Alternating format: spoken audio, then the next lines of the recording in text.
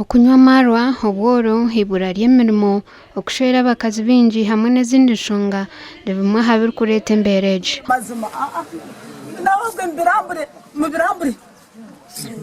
mu birambure mutuceremo areke kubabi ndi kusimba mazima ndi kwinga kandi asimba mutumba ebishayi 50 byona bitware ikiriza mujije batushobora obutabanguko bwingi n'ubushanga mu bicweka nkanyakitunda ntungu hamwe na kabuyanda omuri Isingiro y'amashuma abana bi abagambira kabagambira bakabajanga umutaka yigururaho nyoko bakabagambira ngo mwe niko yabagambira ati nyoko nayijire nyuma yeye ati natandika nayeta bishibanje timwe bana mwimuke munyigurura abana bahunama ati nayeshengerezo mushije natonyigururaho nyonka ntakumanya ngo ombereze kuzara nganye neko amasiko go kujanga utakantera agwiji abana baja ngo bita mama ngo tata yayita mama ngo amusibiri no mu kishenje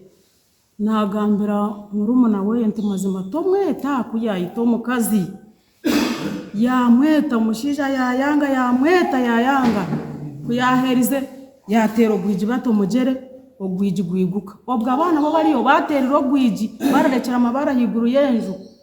hati kugwigukire twahika munju twashanga omukazi amutira munsi y'ekitanda ari kumuterera abakazi bintu kubonabonesibwa mu munga aha kubanga abashaija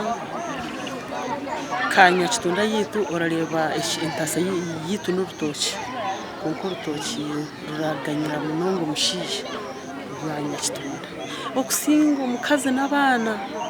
tuganireho nabamwe abashije bari kutera abakazi babo no kubabonabonesa bitaba bagizire ngo kutera omukazi tukine nshonga kandi tukira umukabikona abo kubaho poko namushagiraho naza kumuyanzi yarira hembo ko munana aha hati kubizire bamara kwikaho barebanye n'akanyafu tebarampikiyeho uko inakanyafu ningo ko inengoni nakakoni mbwenu uko inengoni yaba ko watirwa kuyiguraho hati aya ugira umuturo yigura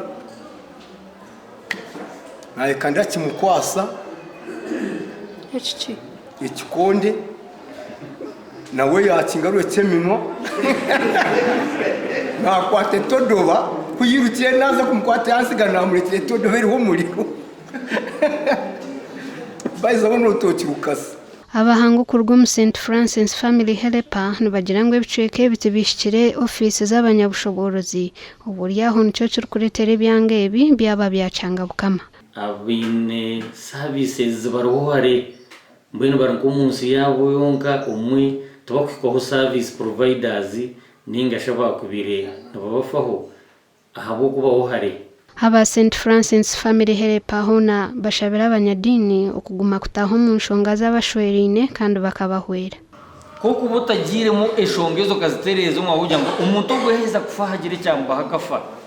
nikimayisa muri yo ka contributing nuko ningato Ndrusi no amanya